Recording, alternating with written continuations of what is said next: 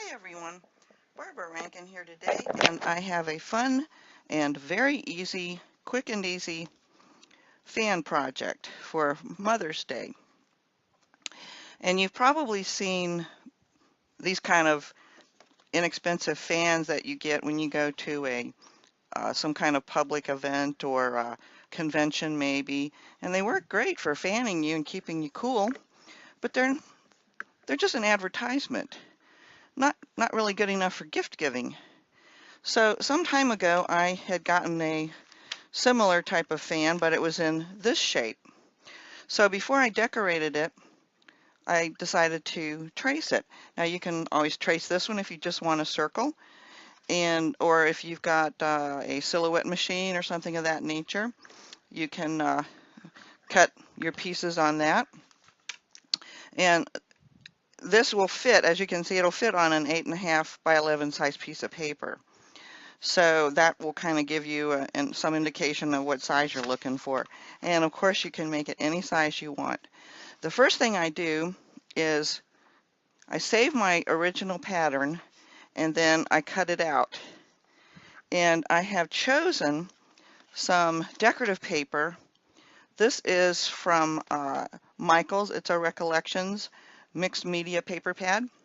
And I just went through, it's got some really pretty papers in here. And whatever you choose, you don't want the background to be too busy because you're going to be adding chipboard and other elements, and so you don't want the paper to take away from your embellishments. So I did choose two pieces of paper, one for each side, and this is one that I chose here, and you can cut it out, just arrange the fan if you wanted the fan here or here, however you want it. You can pick out a section of the paper that you want to use. And so I've got one piece here, and you can always trace on the back and cut it out. And then I chose this one, and again, if I wanted this really dark area, I could have placed it down here. I chose to put it, I did it like that. And then I used some lightweight chipboard. This is very, very lightweight.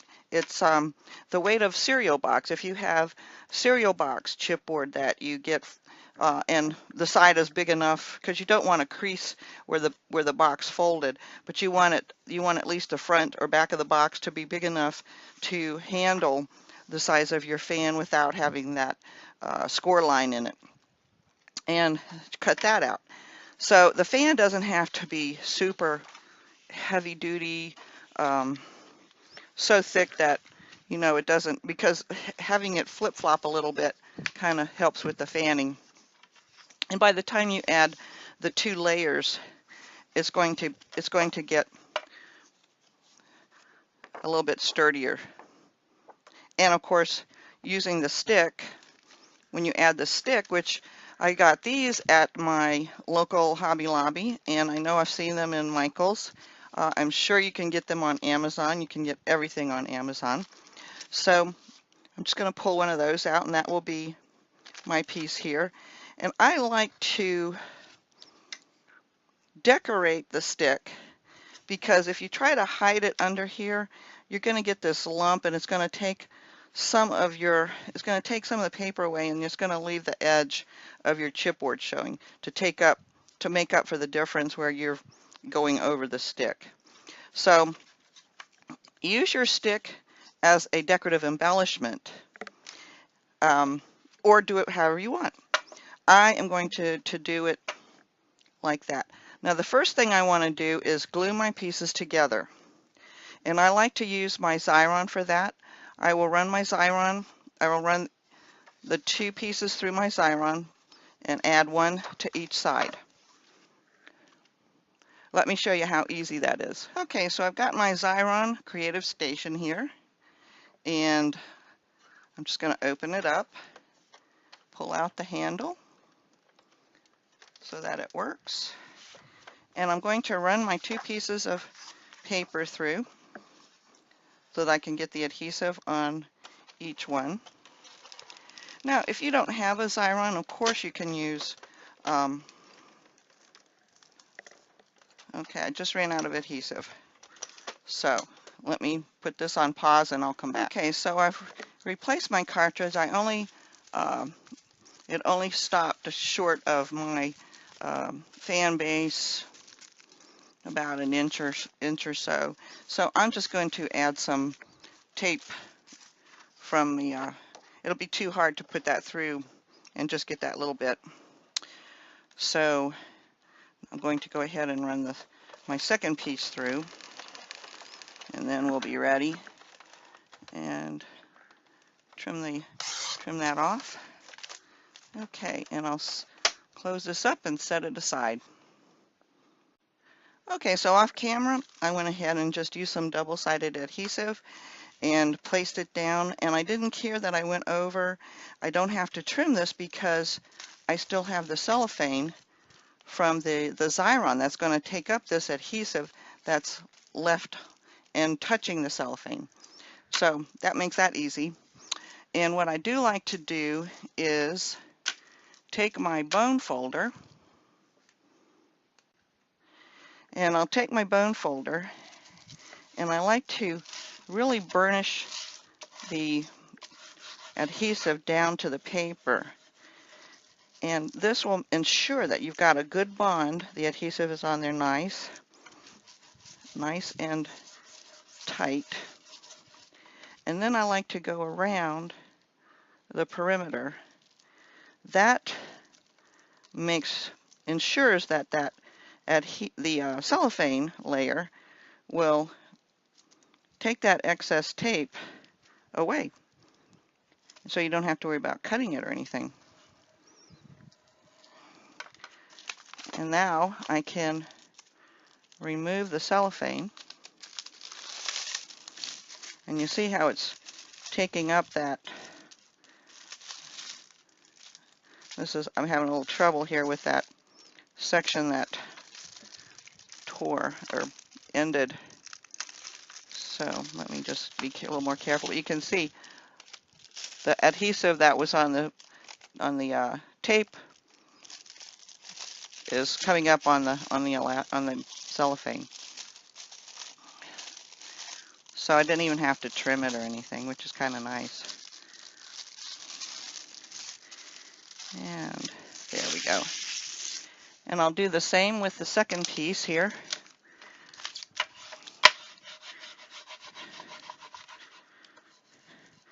And this may seem like overkill to you unless you've had a problem with adhesive coming up or leaving a sticky edge on your paper, and then you have to take one of those special adhesive remover type of erasers to get it off. It didn't take that long, in just a few seconds.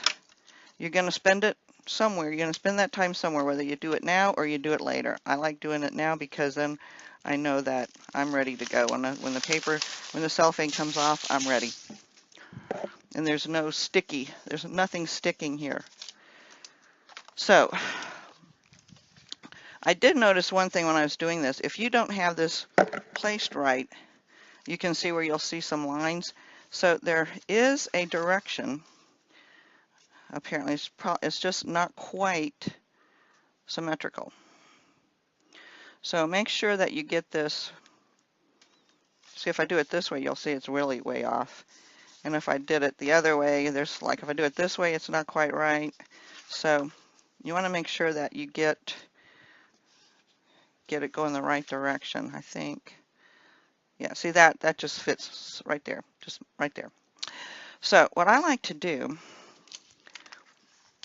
is take,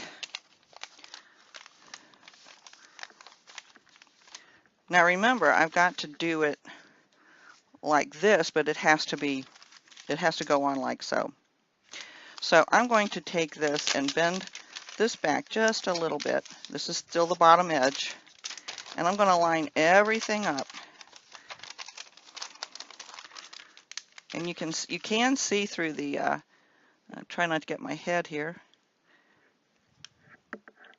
You can see through the backing paper there, and just And don't press down too tightly yet. You can still remove it, pick it up, and then let's see. Hopefully I'm there. If you're a little bit off, we're going to cover the edges anyway, so you can just trim your paper off. See, I'm a little bit off. Not a big deal. And then I'll do the same with this one. And let's see. It's going to go on the paper like this, so I'm going to see if that's right. Measure it this way. Yeah, I think that's the right way. Okay. I think it's just off a little bit. It was an inexpensive advertising type of fan, and so naturally. Okay. I do seem to have a little bit of excess, so I'm just going to turn it over. And I'll take all of this adhesive tape off. There we go. All right, looks like I am going to have to cut it, and I thought it was going to work so easy. Oh well. Not bad. Not hard, right? All right. And I'll go ahead and trim that excess adhesive. And I'll go ahead and line this up again.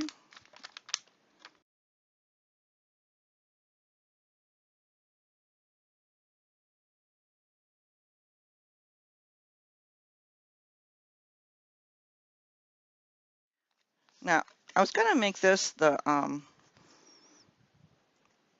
side that faces away from you. You can do either way. The side that faces away from you is the one that's going to be the one that's decorated the most.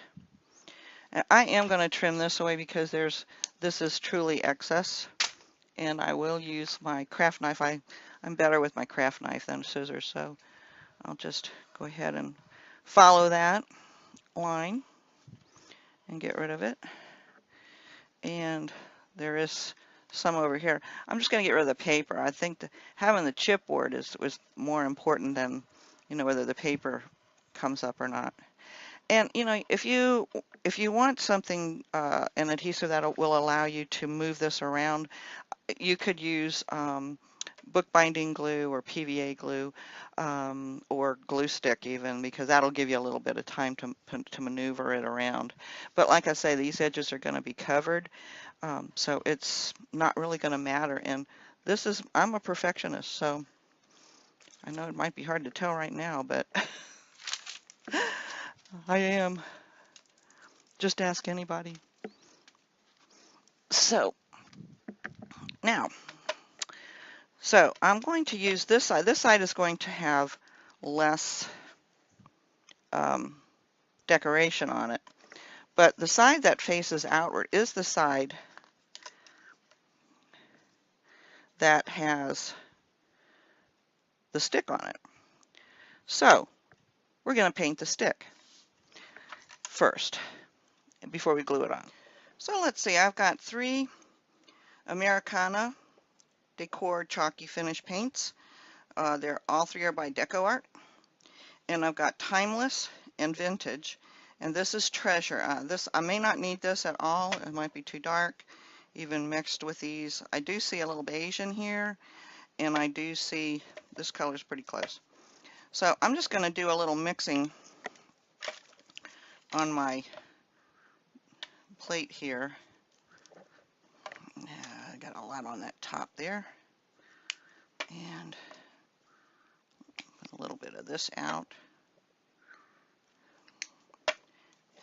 If I use any of this, it's probably not going to be too much.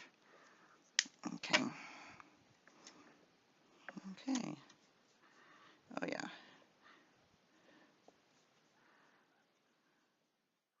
Actually, it looks like it's going to need a little more green to me. But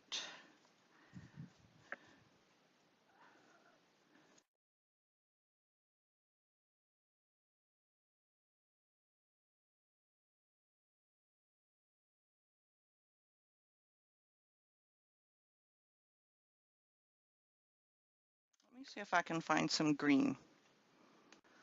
Okay, so I did find some Phthalo Green-Yellow from DecoArt. This is a fluid acrylic.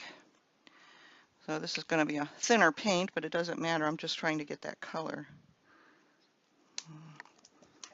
Shake it up.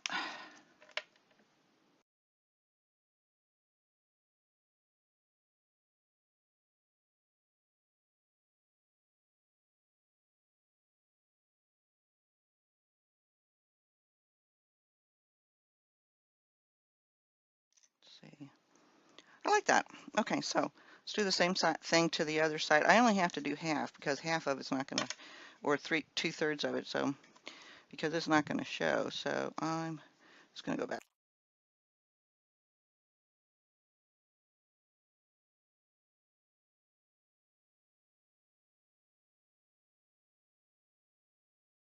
I want to make sure I get the edges of this wood too, because it'll protect your hands from any rough edges or splinters, and it also gives it a nice finished look. Nice finished look and feel, all of which are important, especially since it's something you've got to hold.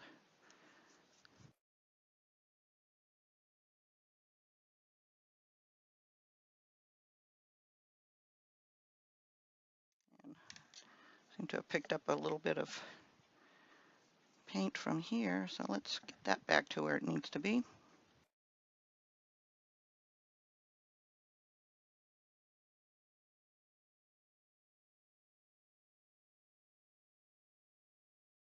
Let's see, I just noticed I missed this top here, and that is going to be showing on this side, so let's get that colored as well.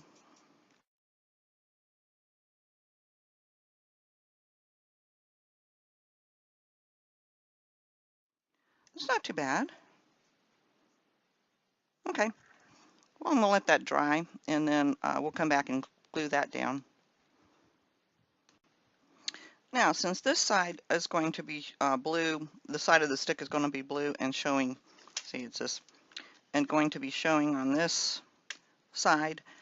I could have painted this orangey, beigey color, and, you know, whatever you want to do, but I decided to just add a little bit of the blue while I've got it out here before I continue. And I'm just kind of randomly, it doesn't have to be much, okay, and just get little touches of it, and it will look like it belongs. You could even do it through a stencil if you wanted to, because they've got dots on this paper. So I think that's enough though. You just need a little bit of that color to carry it through. Okay, so still letting this dry, and I will come back after that. Okay, I still feel like this is a little bright to match this, so I think there's gray in this. So I've got some VersaFine Smoky Gray ink pad, and I'm going to see if I can, if that's what I need. And I'm just going to add this color around and see if this is what I need. And I'm using this kind of a sponge because it'll give me that texture that's like on the thing here, and I think that's toning it down and pretty much doing what I want it to do. And the reason I'm using VersaFine is because it is a permanent ink and it will dry. It takes a little bit longer to dry than StazOn or the other archival ink pads, but I'm going to just hit it with my heat tool, and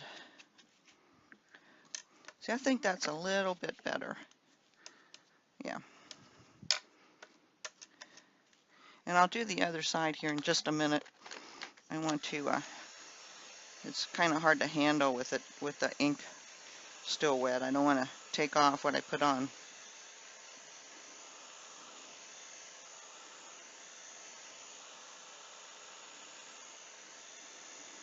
And of course, since it's something you're going to be handling, you do want to use a permanent ink rather than your distress ink or something, because the moisture from your hands, if you're hot and you need a fan, you could have sweaty palms, and that would certainly reactivate the distress inks, and then you'd have distress inks all over your hand. So you really don't want to do that. So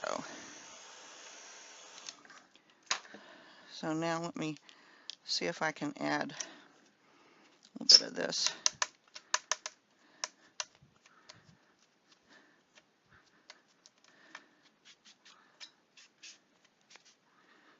And see, it's just a very light. It's not black. It's not as dark as black would be. But it's just enough to tone that color down.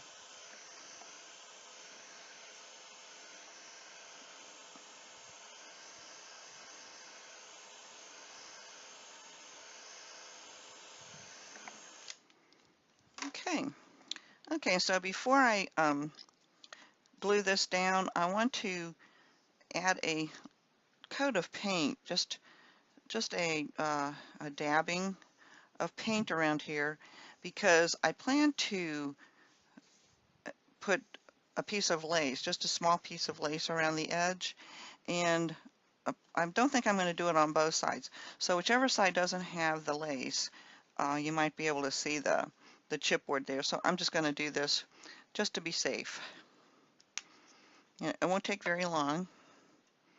I'm just going to put a little bit of this timeless beige color out and pick it up with a piece of sponge, and just, this is really quite fast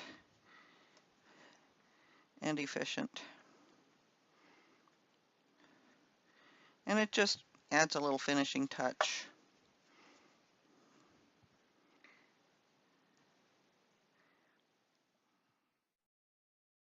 Now, if you want this for utility only, you don't have to go to all this trouble, but if you're giving it as a gift, it's nice to make sure everything is pretty.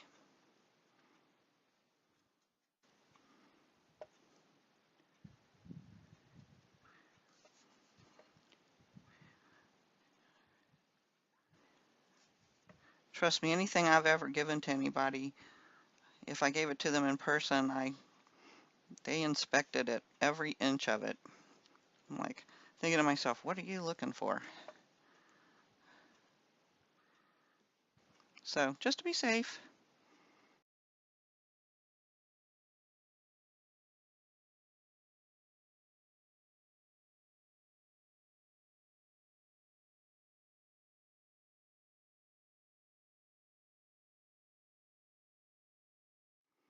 I'll just let that there to dry, and then we'll continue on. Okay, now while this paint is drying around the edge, which is not going to take very long since it's an acrylic, I'm going to glue this onto the back. And these wavy sticks are about 8 inches. So you're going to want to get at least 3 inches attached to the fan itself. That'll leave you a good 5 inches. You need some area to grip the fan handle. So I'm going to go down about 3 inches with my glue and just kind of eyeball it. So there's the 3-inch mark, and I'm just not going to go past that. And that should be about right.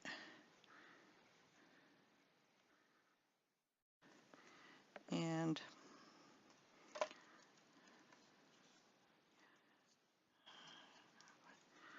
I'm going to go ahead and make sure I get that covered up. And just kind of eyeball it.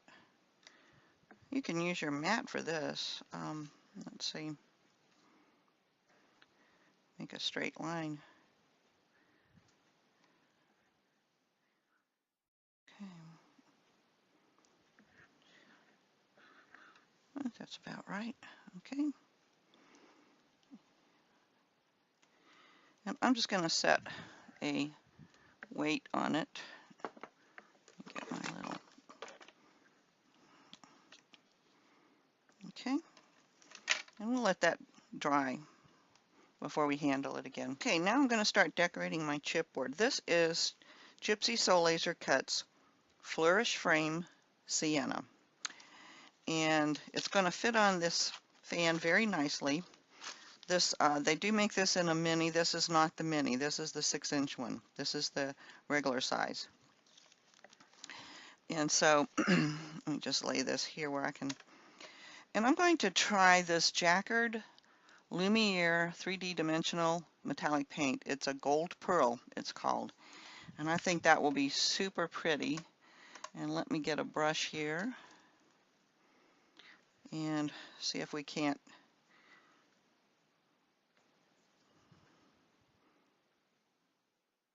See if I can make this work.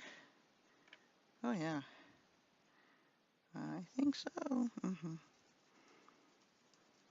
I'm pretty sure I'm going to need 2 coats, or in order to save my paint, I think I might need to gesso this first, because right now it's not really showing up. So I'm going to gesso. I'm going to grab my gesso here, my white. I've got Liquitex white gesso, and I'm just going to put a little bit of that on there. Yeah, I think I'll use this brush that I had in the water.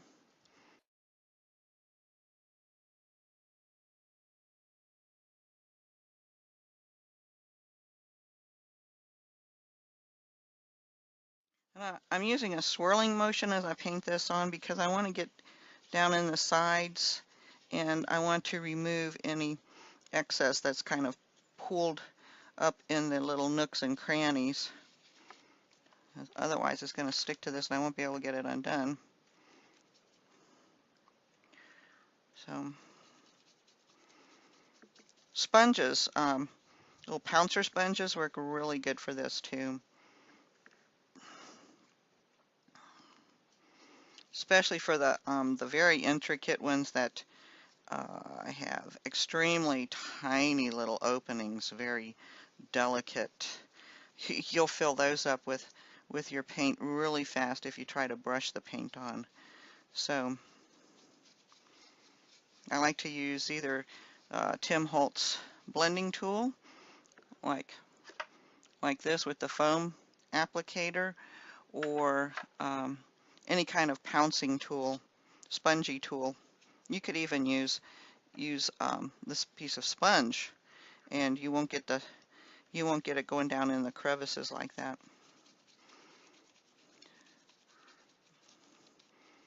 So just a little tip.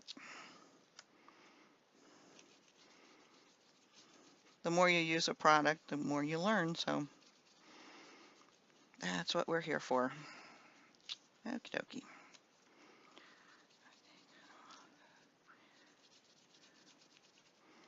Yeah, this is going to save my paint.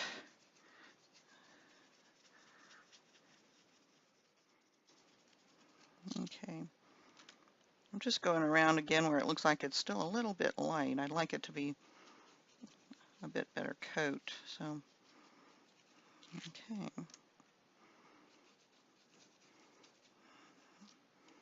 And you see I'm picking it up before it glues itself to this plastic bag. I'm not going to leave it to sit there. It definitely will glue itself to the bag, so anyway. Let me set that aside, if I can find a spot. And then, thinking that I'm going to need to do the same thing, I've got Gypsy Soul Laser Cuts leaf medallions, and I'm going to probably do something similar with these, so I will need to add some gesso to this while I'm at it. So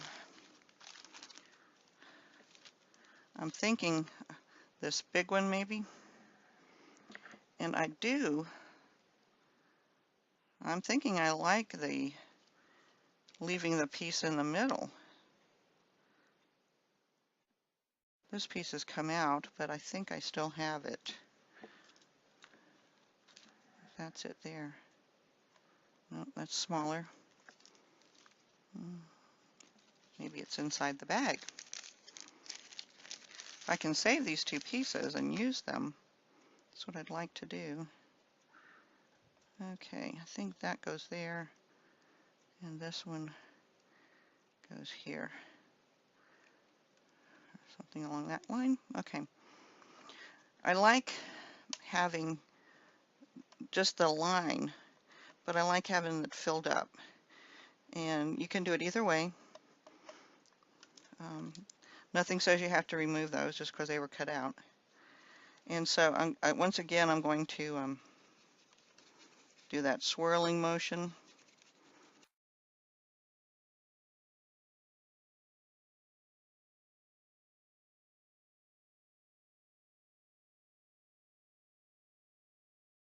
And gesso has an adhesive quality to it, which is why it makes a good primer. I don't know what it is in it that does that, but it does help your paint stick to things that it may not otherwise stick to, which is why you see everyone using gesso on things.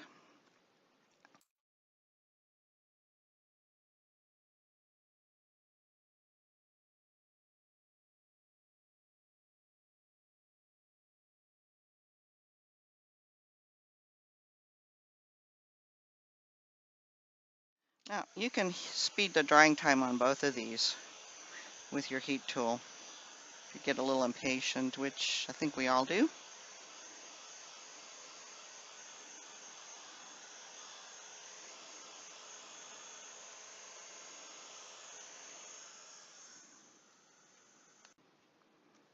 Okay, these are pretty dry now, and so I'm going to go back to the Lumiere Gold Pearl dimensional paint, and I'll start painting this.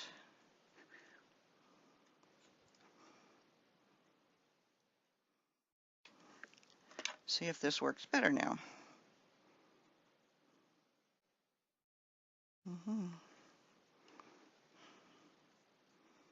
I'm thinking this might call for my sponge. See how it's getting all down in the nooks and crannies there? So I think I will go grab my blending tool with a fresh applicator. Okay, I'll be right back. So I've got my blending tool. You can also use one of, I finally found my pouncer. It's one of these funny looking sponge things on a stick. You can use either one. So the best way to apply this is to put your paint on your palette and pick it up from there and kind of spread it out. But you see how it's not going down in that. You can just pounce it right on. Put that color right on there.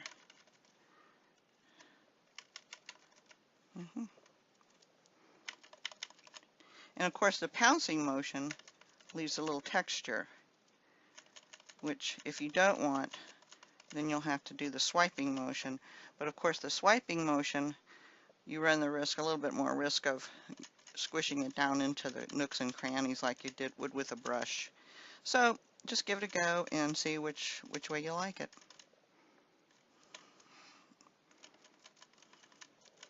I'm not sure if you can tell on the camera that I'm actually applying anything. It is slightly more yellow than the gesso. And like I say, it also has a texture that I'm getting with the pouncing motion, which is kind of cool. But if you feel like you want another color, by all means, go for it. Okay.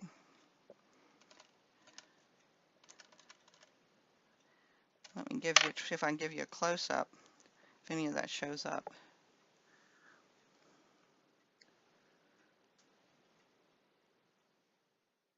So you can see the pouncing marks. It gives that texture. Now I'm going to let that dry. I don't know if I'll need another coat, if another coat will work or not. But I think what I might do, I'm going to give this one a coat of the same and then try some coloring, maybe with some other paint or something, and see what I can come up with.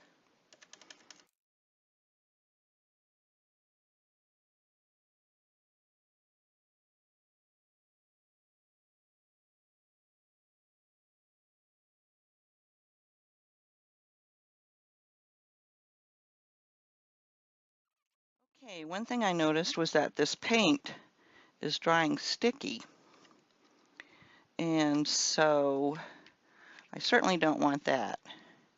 So I'm going to add a coat of clear, ultra thick clear embossing enamel, and I'm going to see if I've got enough sticky in the paint to hang on to this, or I might have to come back and add some clear embossing powder. But I've got to, yeah, it isn't sticking everywhere, I'm afraid.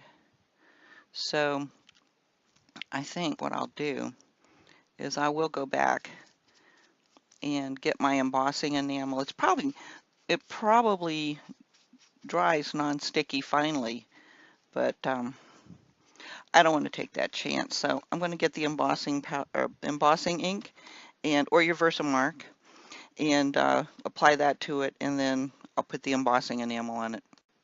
Okay, so I've got my Emboss It clear embossing ink dabber from Ranger, and you can, like I say, you can use your Versamark, but I like to use this because I can get a really thick coat of embossing ink on here really easily without having to press down on a ink pad.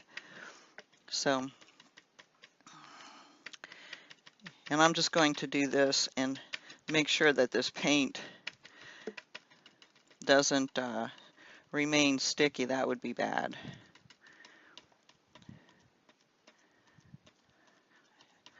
I don't think it does, because I know I've used it to make little dots, and the dots don't dry sticky, so I've got to think that this would ultimately dry like the dots do. It's just I've never spread it out on anything and then touched it. I certainly wouldn't touch the dots until I knew they were dry. So let's do this again. And I'm using the ultra thick because it'll give me a nice heavy coat of enamel, clear enamel. You can see how much the enamel is sticking to that. But since it's clear, I'm not too concerned, because it is going to be clear. You'll be able to still see through it.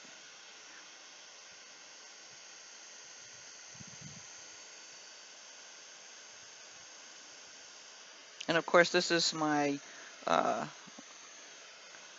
craft tool that it puts out the heat, but doesn't put out a lot of air. So it will take a little bit longer for this to heat up.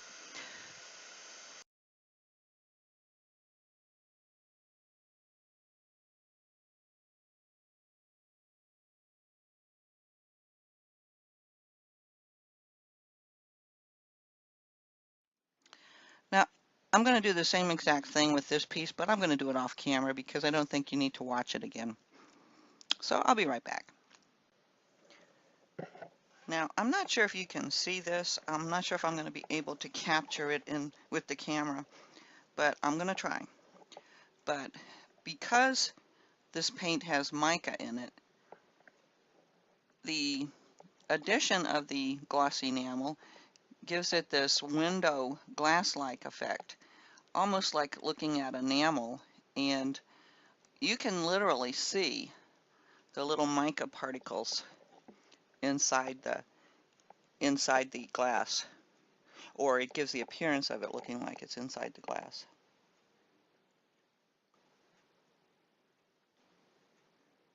I'm not really sure if you're going to be able to see that or not, but it is really pretty. And so I would think you would get the same effect with any paint that has mica in it, any mica-based paint. DecoArt, for instance, their paints are all mica-based. So I would suspect you could do that with any of their paints. And there are lots of paints out there, of course, that have mica in them. So that's a pretty cool effect, I think. I'm going to go ahead and use my tacky glue from Aleene's Fast Grab Tacky Glue. And I'm going to go ahead and glue these pieces down. And you'll notice that the design is sort of like in fourths. So you can see here and here, here and here. So this is what I'm going to try and line up straight. Those two little half things there would be good. So I'm just going to do the best I can. I doubt anyone will notice it too much, but we'll see. And I do want to get this on everything because this is something that's going to be handled, so you don't want any edges poking up. And sometimes I find that it's easier just to use my finger and tap the glue on. And you get just enough to hold it down. I'm going to be putting it under a weight anyway while it glues or dries.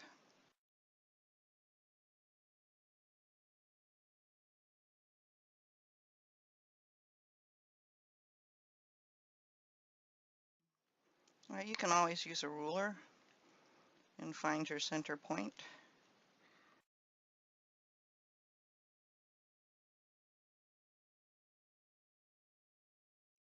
And I'll go ahead and let that dry, and then when this is dry I'll go ahead and glue this down, and I will be putting some chipboard under that to raise it so it won't sink down, but I'll come back and show you how I do that. Okay, this is just about set, but I'm going to let it go a little bit longer, and I'm going to show you how to raise this because it is going to sit, the edges of these leaves are going to sit on the frame. So I need to raise the center so that it's the same height. And so I'm going to just find spots where I can cut pieces and have them fit inside. And I'll just glue them to the back. We don't want them to show, of course. And I don't want them to interfere with the frame either. So I'm thinking about doing things like this. And I'm going to have to make sure that they're not going to hit the frame before I glue them down. So I'm just going to take a few pieces.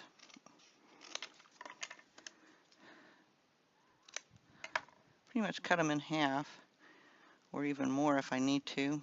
That one's a little bit too big. Cut them in strips is good, like that. Doesn't really matter what they look like on the back because they won't be seen. You could also use foam dots if you have those.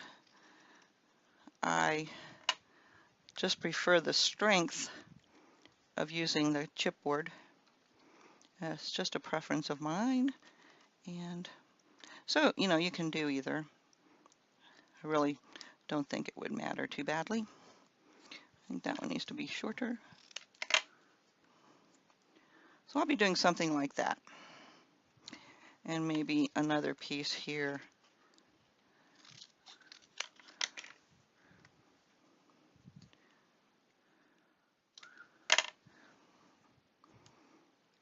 So I'm going to go ahead and glue them down because even if they interfere with the frame, I'm going to test that in here very soon, and it won't matter because it'll still be wet. So I'm just going to add a little glue and raise it up. This will support it very nicely in the center.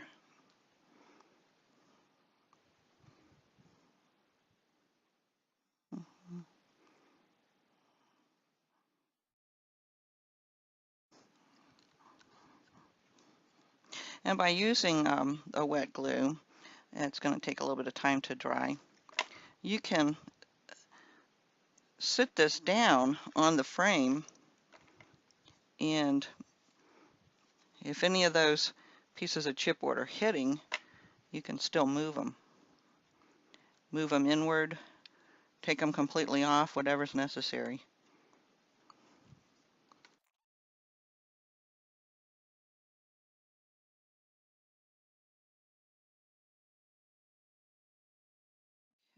move my weights, and we'll see how this looks.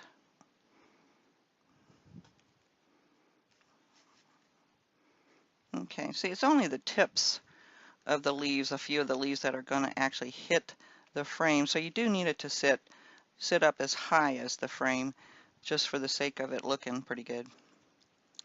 Okay, so I am going to go ahead and start adding. The only thing that's going to touch the fan, the base of the fan anyway, is the chipboard here, and anything that might hit the tips of the frame.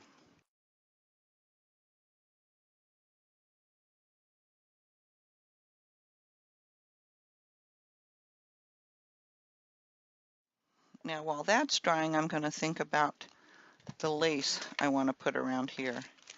And I did find, this is lace I got from, it's Paper Studio Fibers, and it's not really lace, it's like a trim. And I thought this goes really well with the enamel looking chipboard. So I'm going to get a start on this and go around. I believe I want to go on this side. So I'm going to start adding my glue and my ribbon.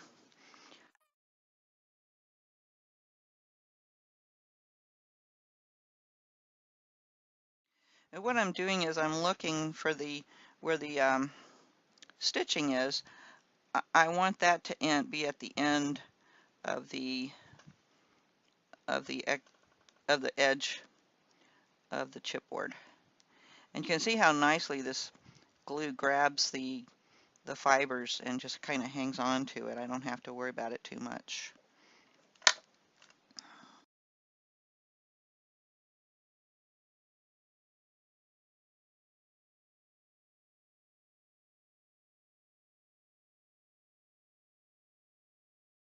I think there was a yard on that spool, so you'll need just less than a yard to go around.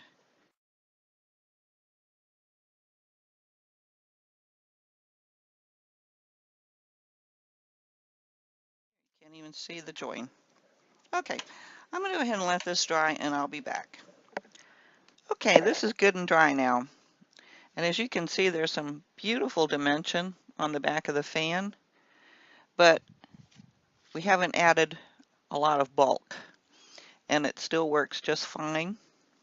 Nothing's flying off of it. So let's work on this side.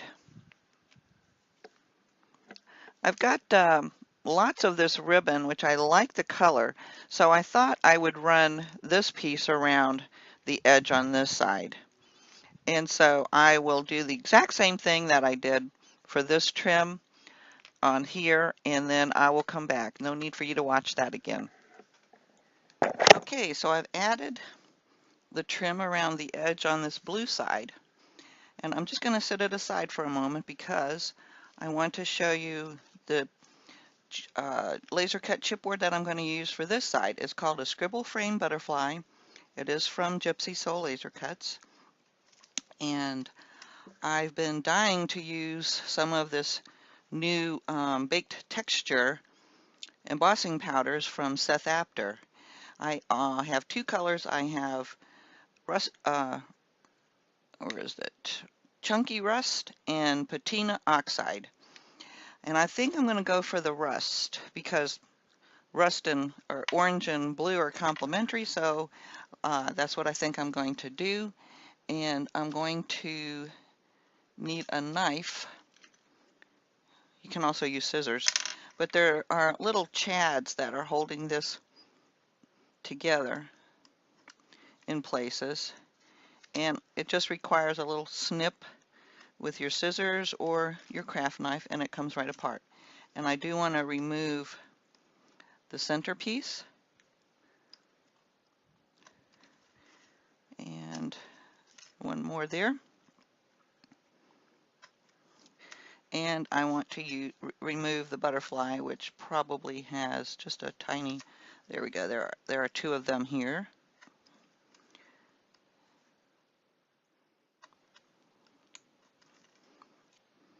Okay, so let me clear some room here. And I'm going to bring my fan back out. And I am going to cut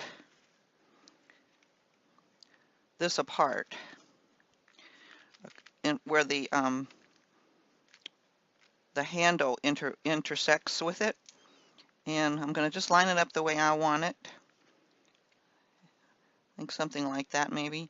And just draw a line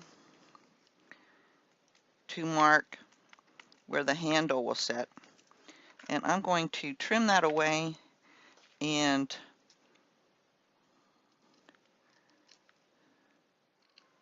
you want to do this before you do the embossing because you could crack the embossing or chip it off.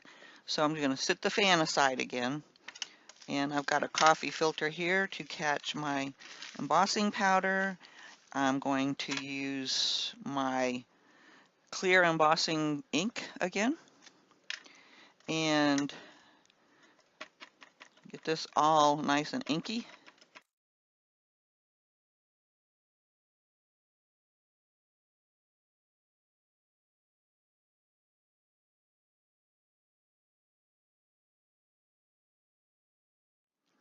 And I'm also going to grab the butterfly because I'll probably use that somewhere. I might as well ink that up while I'm at it.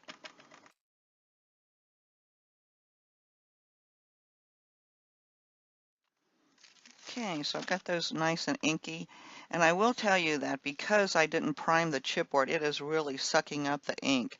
So I've had to go over it a couple of times to get it good and juicy. And now, hopefully it should. I think you're supposed to shake this, kind of distribute everything. It never hurts to do that anyway, so I'm going to get this on here before before that chipboard sucks up the ink more.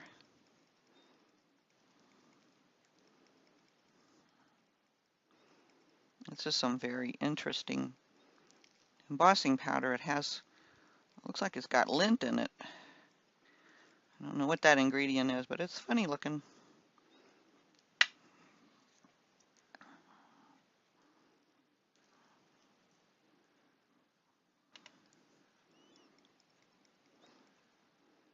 You can always come back and ink and emboss again if you need to add another layer. Let me do this one while I've got it out. And this one's starting to dry up too. I'm going to have to add a little more ink to it.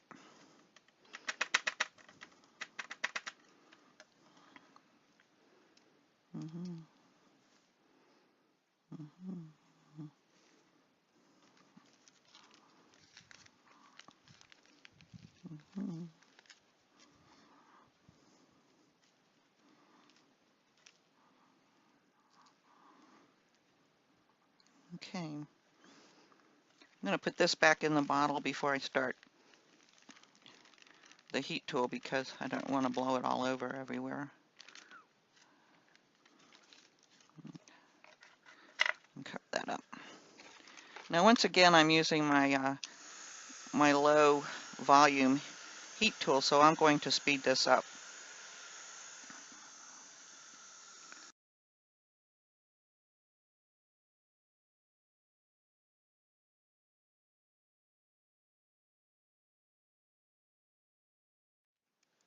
Okay, so now I'm going to bring my fan back into the picture here, and I'll go ahead and glue that down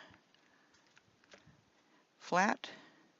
And I will probably, I'm thinking I would like to layer the butterfly, even though they're not the same size. I think it's kind of cool looking. So that's what I'm going to do. I will use my tacky glue once again, and I'll come back after I get that all prepared. I'm going to hold off gluing the second butterfly down because I got this brilliant idea. Well, let's hope it's brilliant. Anyway, I'm going to use this Faber-Castell Texture Gems. It's a 3D kind of paint, and this particular one is a pearl color. And I thought this might be kind of cool to fill in the inside portions of the butterfly. And that is what I'm going to attempt to do. And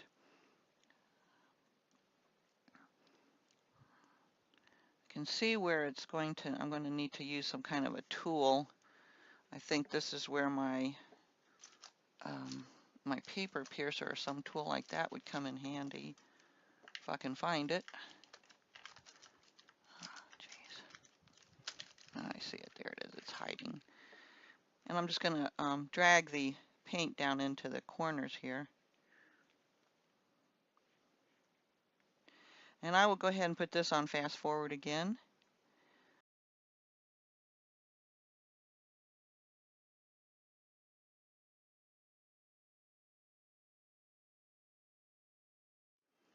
And now for the remaining openings in the wings, I'm going to use, I'm going back to the Jacquard 3D Lumiere dimensional paint, and this is steel.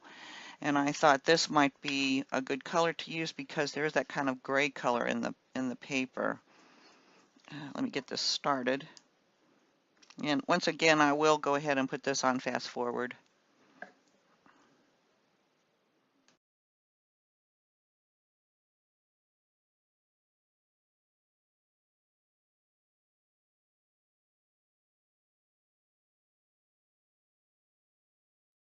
Okay, once my chipboard dried and the paint inside here dried, I went ahead and added my floral embellishments. These are just flowers from my local craft store. And I did die cut or punch actually some little fern leaves using a handheld punch that I had that's pretty old. But if you don't have a punch like this, you can certainly use your die cuts or your Silhouette or Cricut machine. They usually have all sorts of leaves on that you can use. And then, so this is my dimensional side. And then I did leave, like I said, I wanted to leave one side fairly flat, but still decorated, which is why the chipboard is so awesome for this. And I did add this little plastic embellishment, so it's not going to add any weight to the piece, but it works very, very well. Nothing's flying off, and I think it'll make a great gift for someone. So I hope you enjoyed this project today, and if you did, I would appreciate if you gave me a thumbs up, and I would also love it if you would subscribe to my channel, and that way you won't miss any more projects. So again, thanks for watching and have a happy day.